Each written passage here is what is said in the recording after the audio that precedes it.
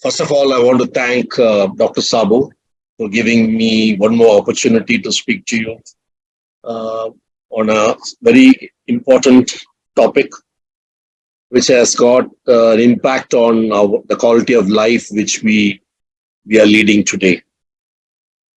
We are living in a digital world, and our communication, entertainment, healthcare, travel, education to certain extent, governance, banking services are all dependent on availability of internet. Now, undoubtedly, if internet is available, it enriches our life. There's no doubt about it. So it should be our effort to ensure that we have uninterrupted access to internet wherever we are, whether we are in the city or in the state somewhere or within our country. Then it makes a huge positive impact on our quality of life. We need to ensure our internet services are intact, and the cables which supply these services are safeguarded from any damage. Our domestic connectivity is largely based on land run cables, cables which are laid on our streets, on our roads, on our countryside. You may have seen so many places where cables are being laid, and the domestic network is largely based on land-based cables, while our international connectivity is based on naturally undersea cables which leave from our coastal towns and cities.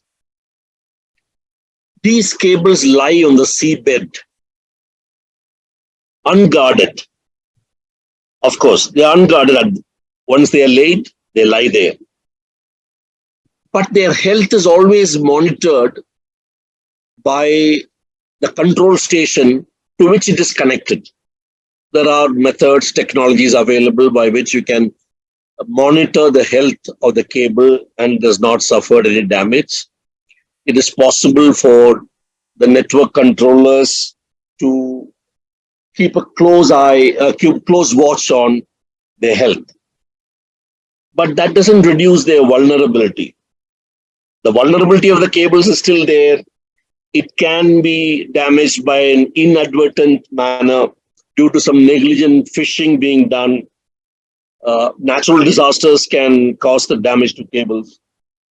They can be even due to attack by sea life. There have been some reports where sharks have bitten the cables and caused damage. Or it can be even a malicious action by some forces which want to cause disruption. So you have vulnerability either due to some inadvertent action, or it can be even malicious action. Now, at this point of time, I want to take your attention to what happened in September 22 during the ongoing Russia-Ukraine war. Many of you may remember that the gas pipeline, which is coming from Russia to Europe through the Baltic Sea, was completely destroyed by some saboteurs, which led to disruption of gas supply to Europe. Russia could not sell the gas, Europe could not buy the gas, and they had to buy from somewhere else. International prices went up, and it affected all countries, including India. Similar to natural gas pipeline, which is run under the sea, our internet cables also lying under the sea. There are power supply cables lying under the sea, which are running from one country to another. There are some electrical engineers here, so I would say that most of them are DC supply, not AC supply. And soon you will have many cables running from offshore windmills to our coastal line, because we are planning to set up offshore wind farms. So you'll have those power cables also coming from windmills to our receiving station. So there has to be a method by which these are safeguarded, not only from the security point of view, but also from the point of uh, any legal cover in case a damage has been done intentionally by someone. We're going to talk about all these issues today. Uh, for the benefit of viewers who want to watch subsequently also, I have put in three parts. First is India's domestic connectivity. Second is a little bit detail about the cables which are laid under the sea. And lastly, about international connectivity of cables. So with this, I would like to share my presentation with you. That's my presentation. How secure are the India's undersea cables? Now I'm showing a graph on the left, which shows that number of internet users in India. In 2023, it's 93 crores and is expected to go up further. By 2040, it is expected that almost entire population will have access to internet. That's why the graph is plateauing there. So there's 93 internet users. Most of them are on broadband coaxial cable or fiber optic cable. Some people have only broadband coaxial cable. Some others have fiber optic cable, which means their performance will be much better. There are many people who are using internet only through mobiles and not through landlines. So out of India's 120 crore mobile users, 60 crores have got about smartphones, and they also have access to the internet wherever they are, apart from they having a cable in their residence or an office. And internet provides all these services which I talked about earlier.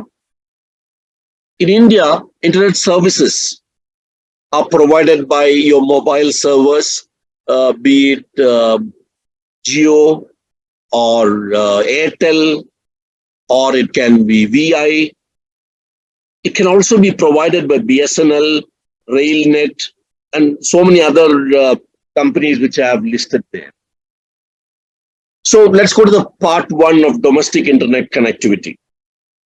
I'm showing you three network maps.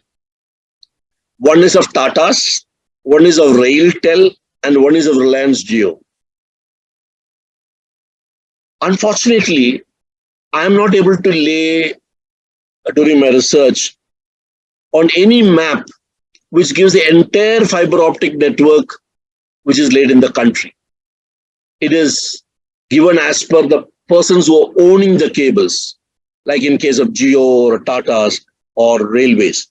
But the Department of Telecommunications says 34 lakh kilometers of cables have been laid in India, both urban as well as rural. So there is a large amount of connectivity which has been provided by fiber optic cables which are laid on our land. So I just want to take a little time to tell you how you get connected. Assume you're at a home, either on your mobile or on your laptop, wherever you are, and you want to access your mail. Let's say your mail is Gmail. So I'm taking two examples. You are on your mobile or laptop and you want to access your mail. So what happens? When you go to your mail application, your mobile or laptop, whoever is providing that service to you, will connect you to an internet service provider, which is the blue color. I've written tier 3 here. He is the person who gives the internet connection in your city. So there is a specific person who connects all the internet users in a particular region. I'm taking your city or town as the place.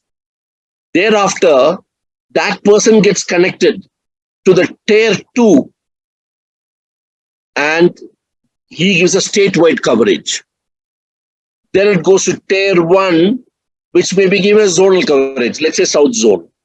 And you still not reach Gmail. Huh? you're still away from Gmail. You only crossed tier 1, 2, 3.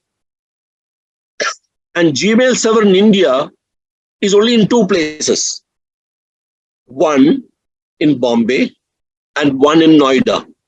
So if you are from South India, it is your account, your inbox, etc. is likely to be with the Bombay server. And if you're from North, is likely to be Noida server. So it doesn't matter where you are. It will go to that particular server and get your inbox. But for this example, I'm saying now the tier 1 person will connect you to the internet the Gmail server. All this happens in 1 or 2 seconds, even less than that. I will show you a screenshot how I've been connected to Google through 7 ISPs.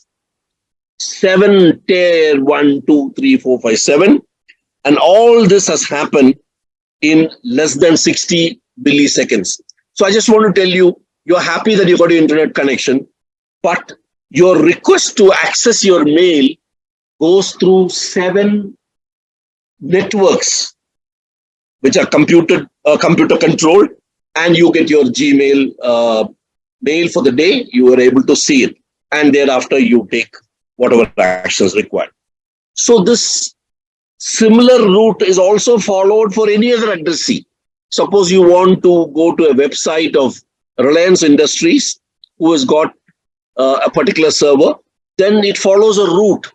So this route is decided by the topology of the various addressees. I'm just using a word for those who are not familiar with topology.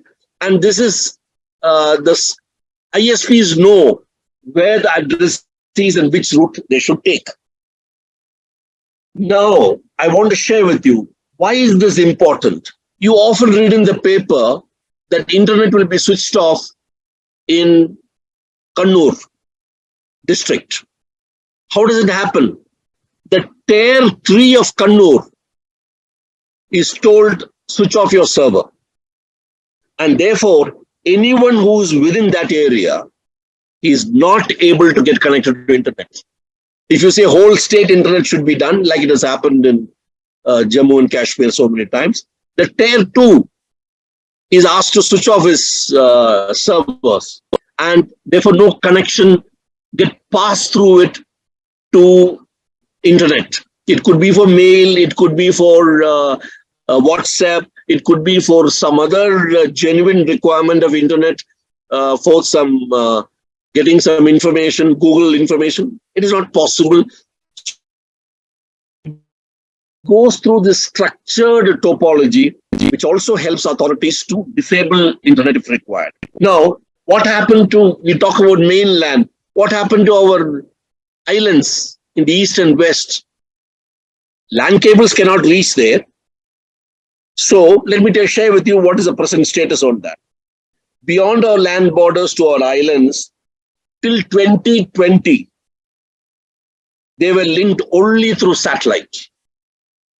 No sea cable, no undersea cable. In August 2020, a new cable was laid from Chennai to Port Blair and 7 islands in Andamans, which was done by BSNL. And thereafter, Andamans have got fairly good access to internet. I have been to Andaman so many times during my naval career. I've always experienced difficulty that you're not able to get WhatsApp message, you're not able to get internet there, because it was only through satellite. And satellite doesn't give you good connectivity, which I'll touch upon a little later. As far as Lakshadweep is concerned, it is still on satellite. Even today, as we speak,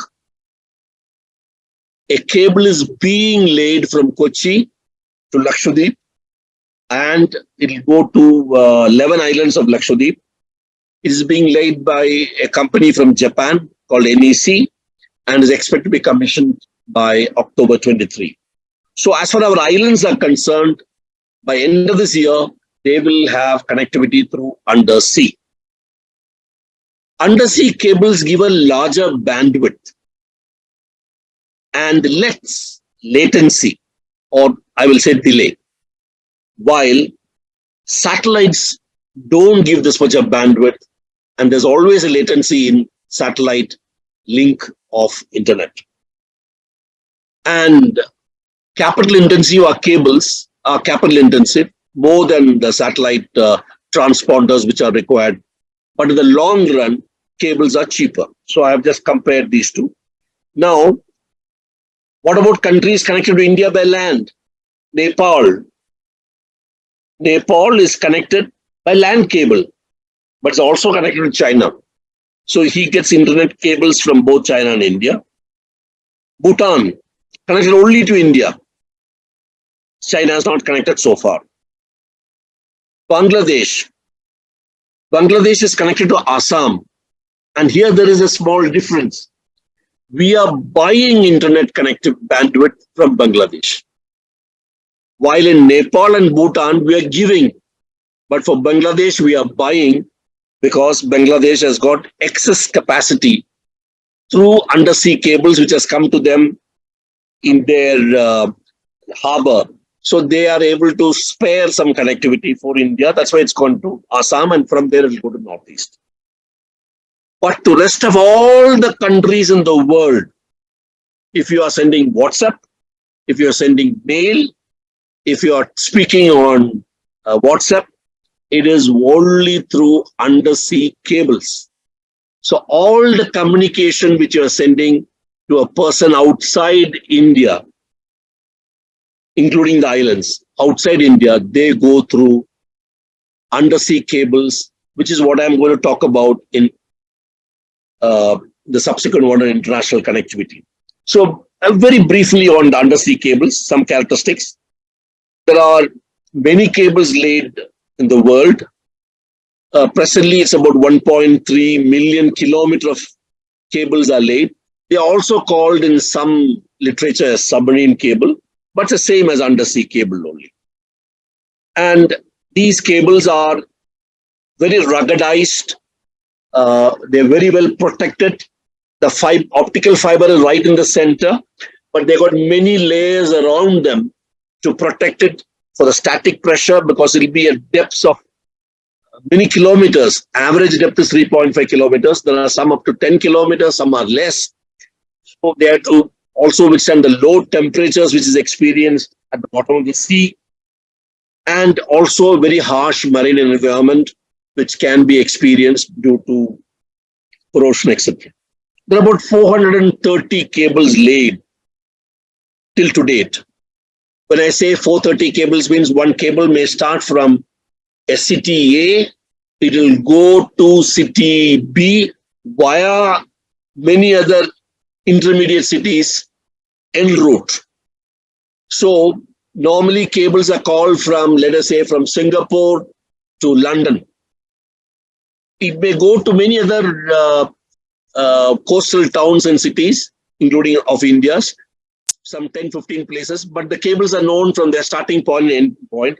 Like there are 430 cables laid, and they carry 99% of the international data today. So if these cables are disrupted, there'll be impact on data communication between that part of the world with others. As I told you, they're very reliable by construction. They're self-healing by design. There are some engineers in this group. So let me tell them what I mean by self-healing. What I mean is mostly this digital communication only, not analog. And this digital communication does suffer from a little bit of attenuation, does suffer some distortion also. So what happens is they are retransmitted. They got laser transmitters inside the cable.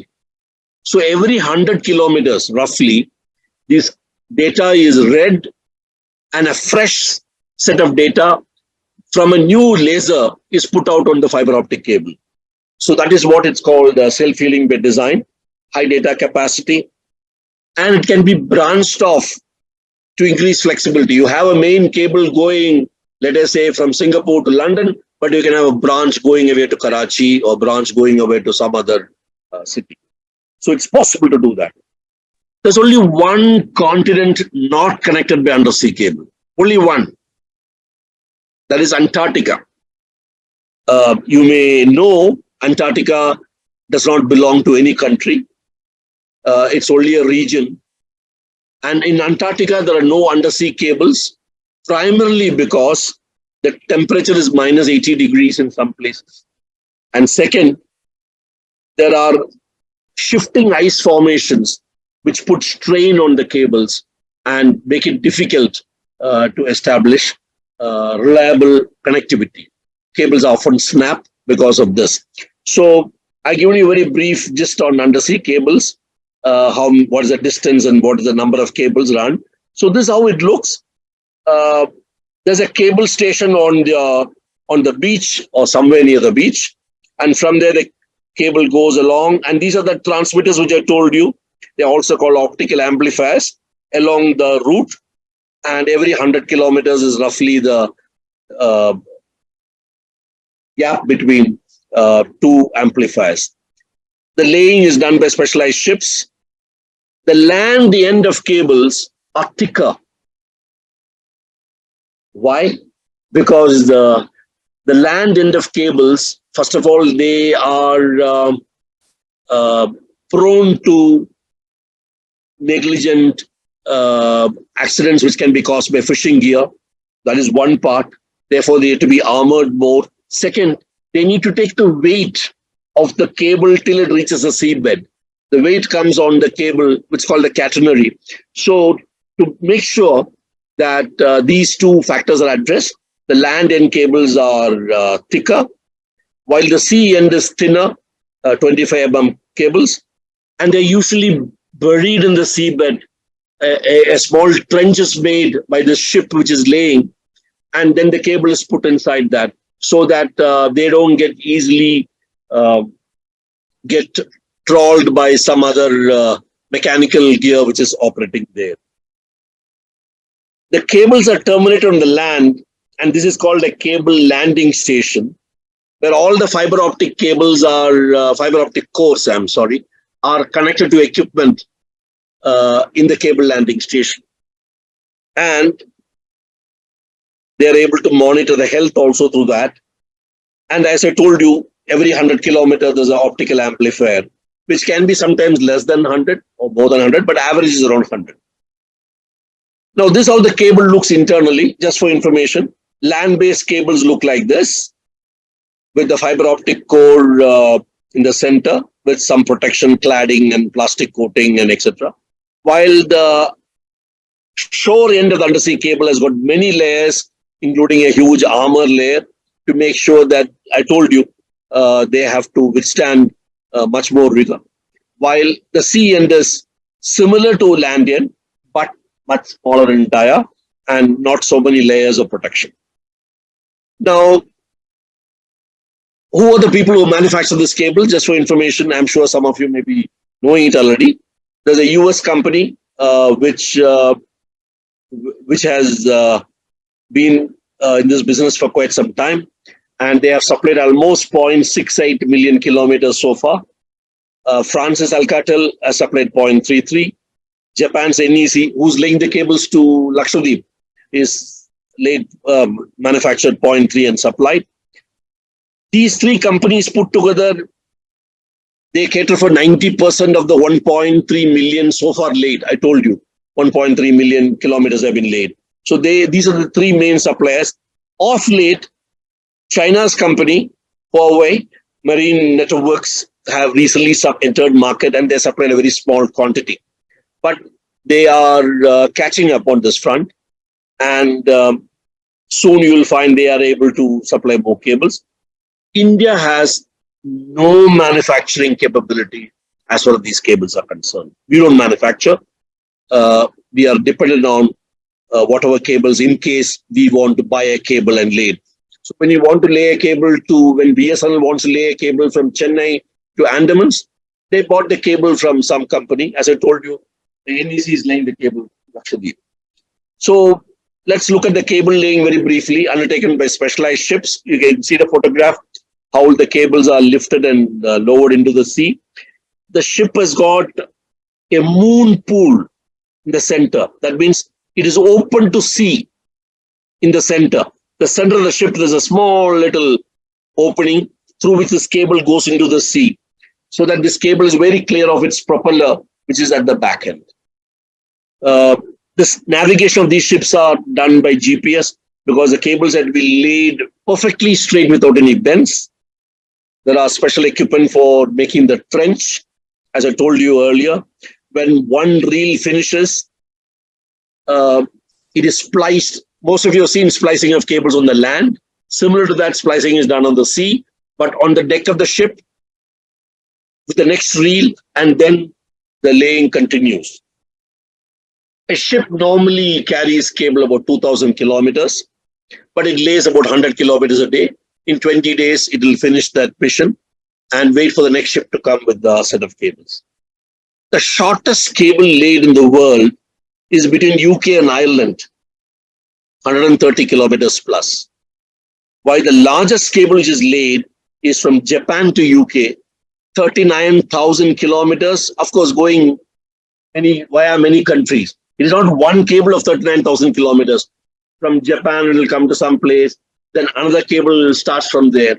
So total cable is around 39,000 kilometers. So I'm showing you a photograph of a building.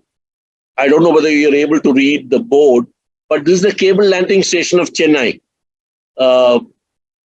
where the cable from Andamans has landed. A very simple building it looks, but internally I'm sure there are many equipment. The operations are controlled from this cable landing station, and they provide the DC supply for the optical amplifiers. They work on DC supply, which is also going along with the fiber optic cable through other cores. They have the landing station equipment to take care of the health of the cable and report.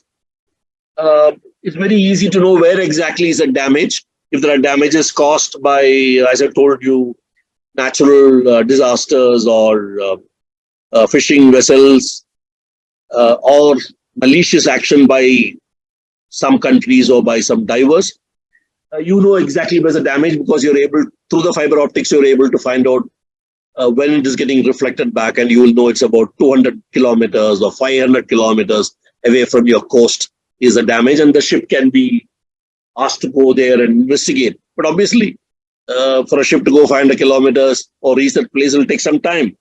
So any damage will take a couple of weeks will happen.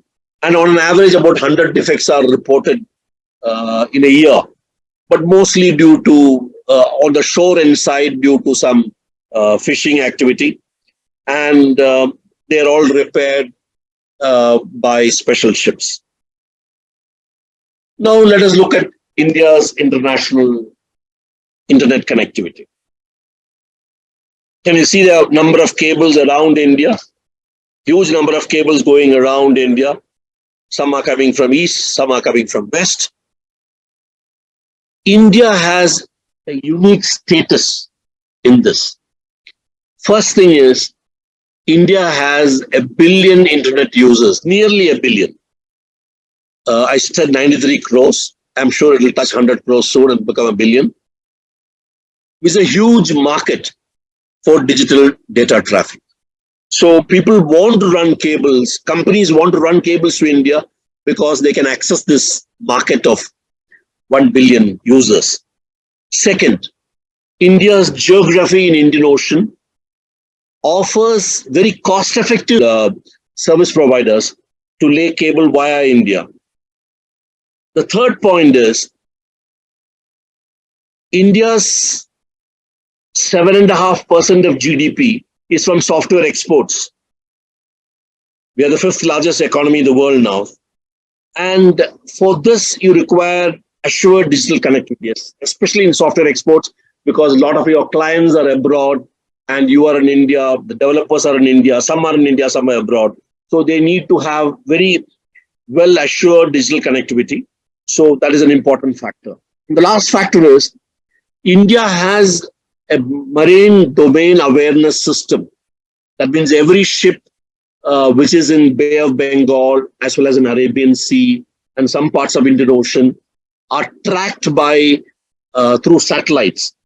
uh, through some special equipment. So we are aware of all the ships which are operating here, and therefore we will know that if an unidentified ship is there, then we will be able to investigate quickly, and therefore chances of any intruder into this area is minimized. I'm not saying it is 100% risk free, but it is fairly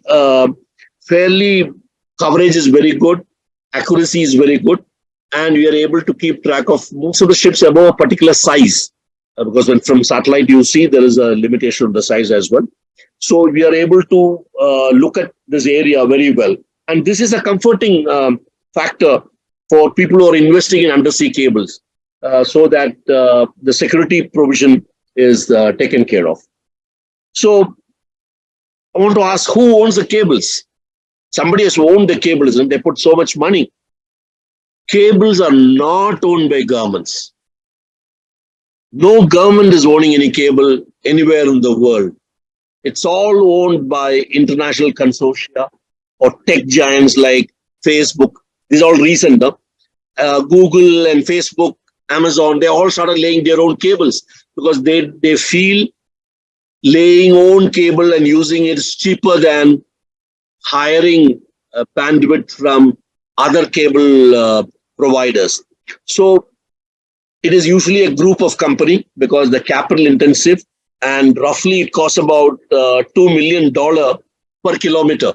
So it costs a whole lot of money, and this can go up to even 6 million depending upon the route, depth, how many landings are there, how many shore connectivity is there, etc.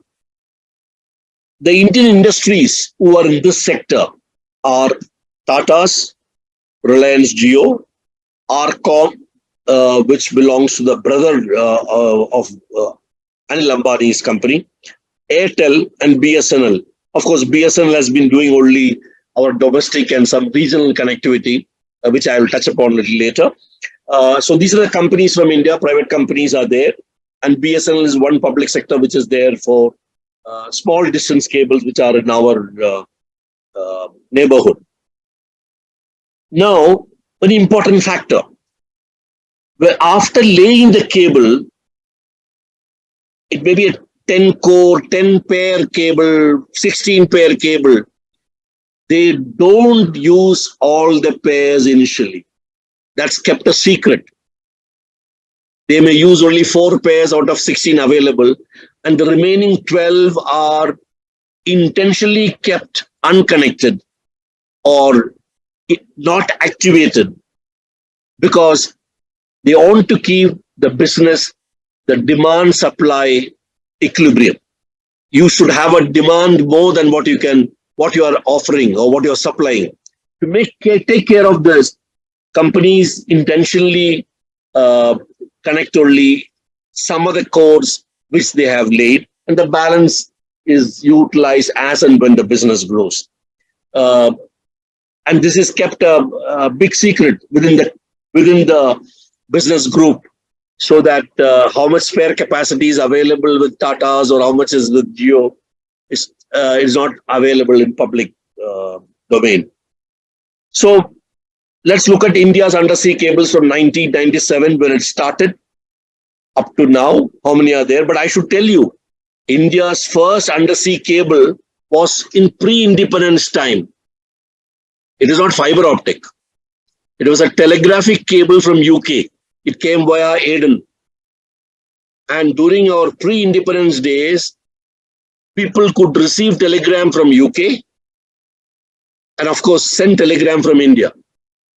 And that's how Britain had operated to many countries in the Asian side. They had laid cable, including to Australia, New Zealand, Singapore, and so many places. They have laid cables for their telegraphic messages to be sent and replies obtained. There's no other way of communication. There were no satellites, there were no fiber optics during those days. But fiber optics came in 1997 to India, fiber optic cables. And today we have 17 cables which are landing in India, including the one at Chennai from Andamans.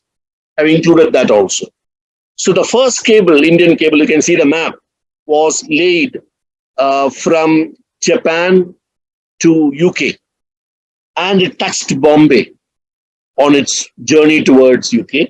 This is about 28,000 kilometers cable, and two pairs of it was owned by Arcom at that point of time. You could buy two pairs out of it, and then expanded as the business grew in 1997. Today, we have the 17 cables landing in 5 coastal stations. Mumbai, where maximum number of cables come. Then you have Chennai. Then you have Kochi.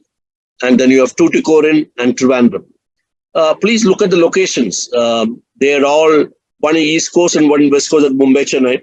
But Kochi, Tuticorin, Trivandrum are towards the southern tip of India for the cable to just go around and then get landed there, and then a fresh cable gets laid thereafter. We have installed capacity of so many terabits, but we activate only 67%. Please remember what I told you earlier. All the cores are not connected till the business grows. And 5 more cables are going to be laid in the next 3 years. There's going to be a huge spurt in this activity in India. I'm going to show some of the cables which are being laid or planned to be laid very soon. The first one which I'm talking about is a cable called MIST, which is from Myanmar, Malaysia, India, Singapore, Thailand, which will be ready by end of this year. And it is 8,100 kilometers long with 12 pairs. You see the map. You can see it's coming to Chennai as well as to Mumbai in India. Cost is around $400 million. There are no Indian companies in ownership. It's completely owned by some foreign consortia. The next one is 2 sets of cables. Can you see a dotted line? Left of it is one cable, right of it is another cable. One is blue and another is white line. These are owned by Jio. In fact, Jio's first cable was laid in 2017 from France to Hong Kong. But these 2 cables, which have been laying now, IEX and IAX, India-Europe Express and India-Asia Express, they are going to be laid by 2024. These cables will hugely enhance the connectivity between India and West as well as the East. Okay, now let's go to the third cable. It's called To Africa.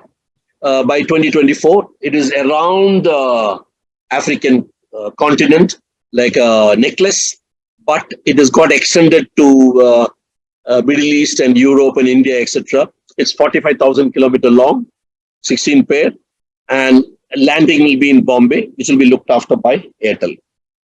36% of the world's population will be connected when this cable is activated. Cost nearly $1 billion. This is an interesting cable. It's called Blue Raman. It comes from Italy to India. Blue is from Italy to Israel.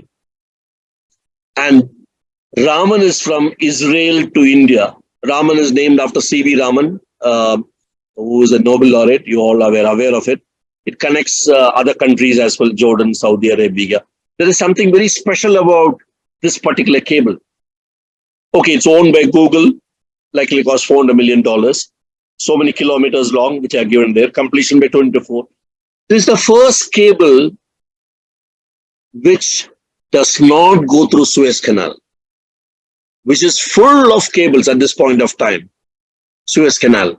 So this cable comes to Israel and then goes by land to Jordan. And from there, it comes to a cable landing station, and then by Red Sea, it comes towards India. So this the first cable which is avoided coming through Suez Canal. Google has decided to do this way. There could be some strategic thinking on that. So these are the 5 new cables which are coming to India, which I talked about. And let's go to now India's hub of undersea cables a quick understanding it. By 2025, India will have 22 cables. Today, we are having only 17. And any break in connectivity in any of these cables will cause disruption to economy. You can well appreciate that. While a failure will take about a week, a few weeks for repair shippers to go there, pull out the cable, cut it, put another piece, splice this and splice that in. It takes time. You will have disruption for almost 20 days, 25 days.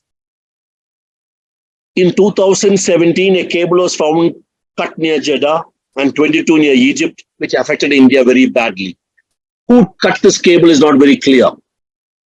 It is not put in public domain. But the fact is, if there's a damage of the cable somewhere else upstream, you will find your connectivity is lost and your internet services, unless you have a topology by which you can reroute the cable or reroute your internet through some other cable.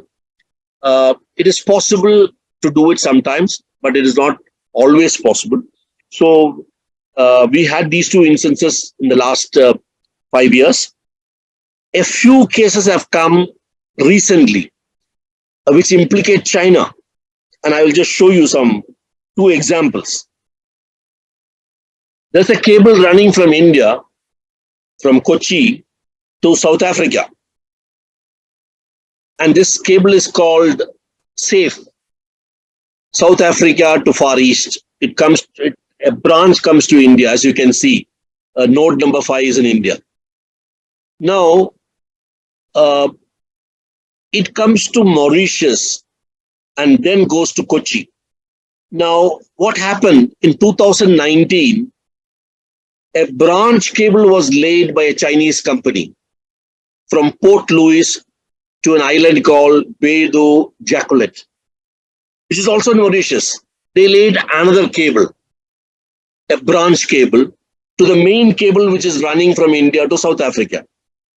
Now, this branch cable is suspected to enable China in stealing data, in monitoring Indian data flowing in the cable from Kochi. So, this came to the notice of Indian government. They did some quick technical investigation. They have taken some corrective action, some administrative action, etc. But the fact is, if you have a branch cable connected to the main cable, it is possible to vacuum clean the data. And you will be able to analyze the data and generate some information out of the data which you have stolen from it.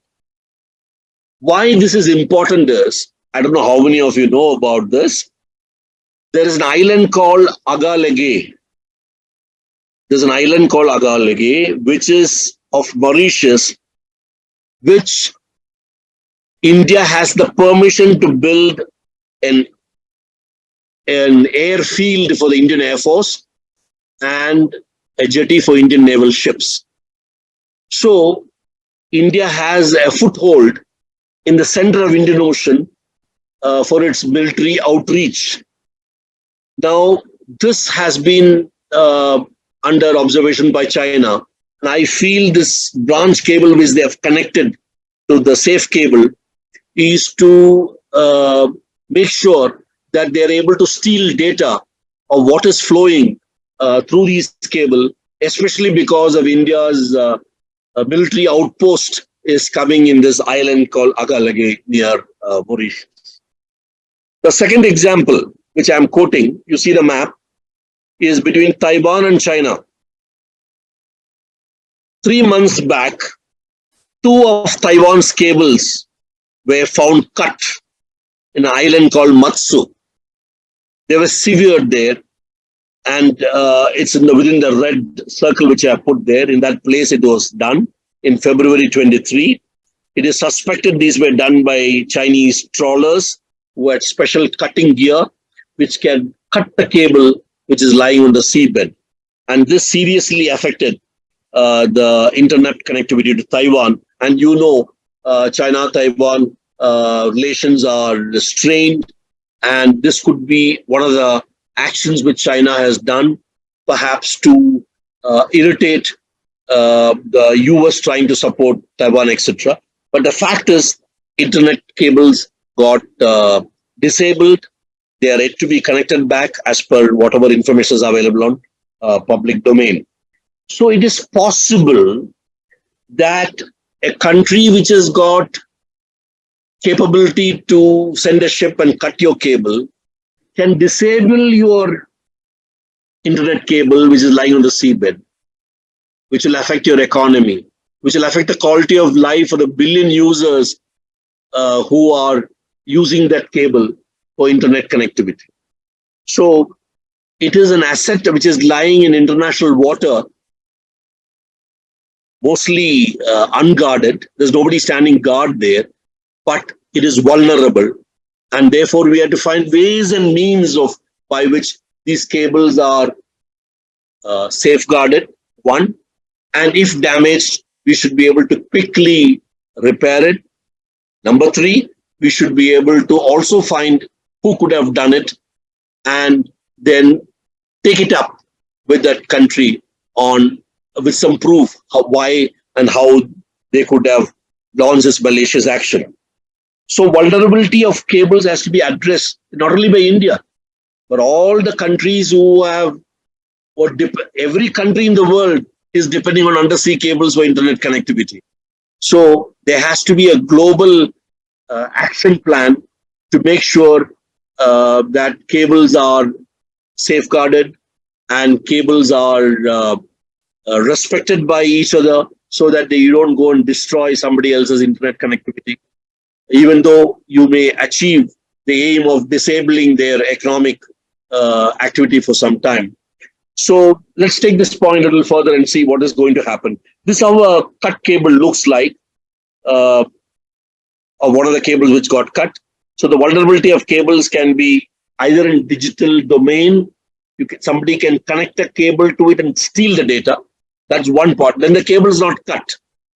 He has made sure a branch is connected and taking away the data, or physically cut, which will disable, will have to be repaired. Now, the physical damage, as I told you earlier, it can happen due to many reasons, but it can also be due to malicious action by someone. While the digital theft can happen either by connecting a branch cable, or there is something called a backdoor in the cable design. When you design the cable and sell the cable, you provide a backdoor in the cable for taking away a copy of the data to someone else who can connect a cable. So this is actually by the designer, the manufacturer of the cable. And as a buyer, you may not realize that such a facility has been put in the cable. It may be a bug like you have in the software, something similar to that. But the fact is, here it's a hardware backdoor which has been provided for you to take away the digital data. So we need to be very clear that cable landing stations where the cables actually land have to be protected. They are high security areas because that's where the cable finally comes, and there are huge equipment there which distribute the data to the ISPs, internet service providers, through land fiber optic cables running to different directions to different users. So that has to be protected very well. That apart, we also have to make sure the land end of the cable is adequately strengthened and also safeguarded by frequent monitoring and having a survey as often as possible so that the damages are not happening in bits and pieces and then finally it gets fully cut. Okay, so let's go to the conclusions of this talk which we had today. Undersea cables are the invisible. It's invisible to you and me. It's lying under the sea. Only when it comes to the cable landing station on your coastal town, it surfaces. Otherwise, lying under the sea, it is invisible, but it's vital. It's a vital neural network for the critical information infrastructure of the world. It has to be made sure it is healthy and it is intact. by cooperative action by everyone. We can't afford a rogue state to do some damage to this. India is a major attraction. Today we are 17, we'll go to 22, but more and more cables will come because they feel India has got a trusted and safe landings for many considerations. We discussed this due to geography, due to economic, as well as security aspects. This I already mentioned, 17 and 22. And they can be damaged by natural disasters or uh, negligent fishing vessels. It can also happen very soon when we start sea mining. Sea mining has not started in EEZ in any country till today. It's only research is going on and some demonstration is going on. But it is expected. I was talking about mining. No, sea mining is going to start by many countries. India is one of them. And that will happen on the East Coast and West Coast. And when you will have some sort of underwater vehicles which will go and pick up polymetallic nodules from the seabed. And while they are going and doing all this work, they may trample upon some cables and they may even cause some damage.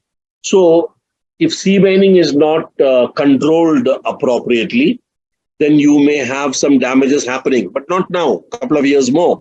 But the fact is, undersea cables are vulnerable to various factors, and the number of factors are only increasing. It is not reducing, and there's no solution for providing safeguarding the cables which are lying on the seabed, which is international territory. It is accessible to anyone. There is no legal cover. If somebody cuts a cable, there is no law which says that they have violated a law. Now, this is a serious drawback because